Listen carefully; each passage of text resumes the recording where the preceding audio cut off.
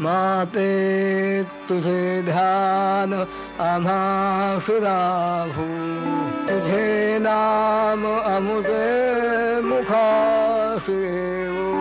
माते तुझे आम्ही दासानुदास, नमस्कार माते तुझ्याच गुणास.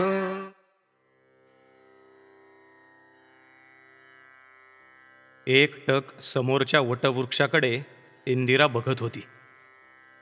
सकाळची सर्व कामे उरकल्याने शांतता होती. पडवीमध्ये इंदिरा एकटीच होती. सकाळचे पूजनाचे कार्य करून दिनकरपंत मंदिरातून घरी आले. ते आत जाऊन पुन्हा इंदिराजवळ हळूच येऊन बसले. ते बोलताना पाहून मागे आई सीताबाई पण येऊन बसल्या. पंत म्हणाले, इंदिरा, अगं आज पहाटे आई जगदंबेने एक स्वप्न दृष्टांत दिला. हो दादा, काय दृष्टांत होता? अगं मी काल जरा चर्चा झाल्याने याच विचारात झोपी गेलो की माझ्या लाडक्या इंदिराला चांगला वर कसा मिळणार. आणि काय आश्चर्य, त्याचेच उत्तर जणू जगदंबेने दिले. आई म्हणाली, तुम्ही इंदिराची अजिबात काळजी करू नका. तिच्याकरता विवाहाचे योग्य स्थान लवकरच चालून येईल. इंदिराला काय प्रतिक्रिया द्यावी हेच कळत नव्हते. तिचे हावभाव पाहून आई सीताबाई तिच्या जवळ जाऊन बसल्या. तिच्या पाठीवर हात ठेवून म्हणाल्या, इंदू बाळा, वेगळाच विषय वाटला असेल तुला, पण अगं वय झालंय ना आता तुझं विवाहाचं, म्हणून दादा जाणीवपूर्वक तुझ्याशी हा विषय काढतायत. आईचे बोलणे इंदिरा ऐकत होती. लगेच पंत म्हणाले, इंदिरा, तू जशी आहेस तशीच राहावी आणि तुला मनमोकळे वागता यावे, असे स्थळ मिळावे ही इच्छा मनात आहे. जगदंबेचे आश्वासन मिळाल्याने आता मी पण आश्वस्त झालोय. आई आणि दादा यांना इंदिराने या विषयावर काहीतरी बोलावे असे वाटत होते. त्यांच्या अपेक्षेनुसार इंदिरा अतिशय शांतपणे आणि थोडीशी लाजून केवळ एवढीच बोलली, आई, दादा जे ठरवतील ते योग्यच असेल. हे ऐकल्यावर आईने तिला कुशीतच घेतली. इंदिरा विवाह करण्यास तयार आहे हा विचार पंतांनी पक्का केला. मागील कार्यक्रमात तिची पत्रिका मागणाऱ्या सखाराम पंतांना बोलवून घेतले.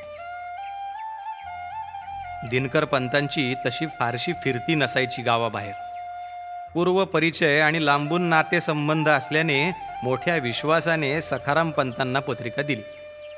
तेही म्हणाले, अतिशय सुयोग्य स्थळ आहे इंदिरासाठी. मी पत्रिका देऊन काय होईल ते पाहतो.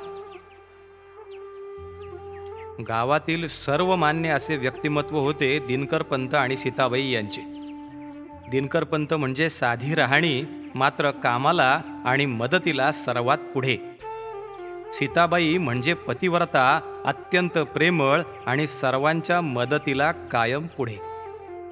अशा संबंधांमुळे गावातील मंडळींची इंदिरा पण खूप लाडकी झाली होती. आई आणि वडील जसे वागत होते ते पाहून इंदिरा देखील तसेच करण्याचा प्रयत्न करत होती. त्यामुळे सर्वांना तिच्याविषयी आपलेपणा वाटत असे. केवळ बल्लाळ कुटुंब नव्हे तर संपूर्ण गाव म्हणून असलेल्या कुटुंबाचा ती एक मुख्य भाग झालेली होती. तिच्या एवढ्या मैत्रिणींची ती इंदू होती. आईच्या मैत्रिणी प्रेमाने अगं इंदिरे असं म्हणून सर्व कामे सांगायच्या. पंतांच्या सोबतची मंडळी तिच्या वागण्यातली सहजता आणि कामाचा उरक पाहून तिचे विशेष कौतुक करायचे. थेट शाळेत जाऊन शिकणे असे झालेच नाही. व्यवहार मात्र चोख शिकत होती. अक्षर ओळख नसली तरी अभंग मात्र इंदिराचे पाठ होते. इंदिराला कोणाशी कसे वागावे आणि कोणाचा मान कसा ठेवायचा हे सांगावे लागत नव्हते. पातिव्रत्य आणि कामाची तत्परता ती आईकडून उत्तम शिकली होती.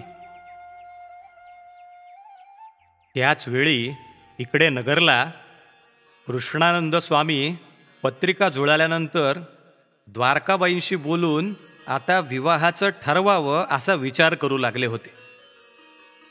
जशी दिनकरपंतांची अवस्था तशीच इकडे कृष्णानंद स्वामींची अवस्था.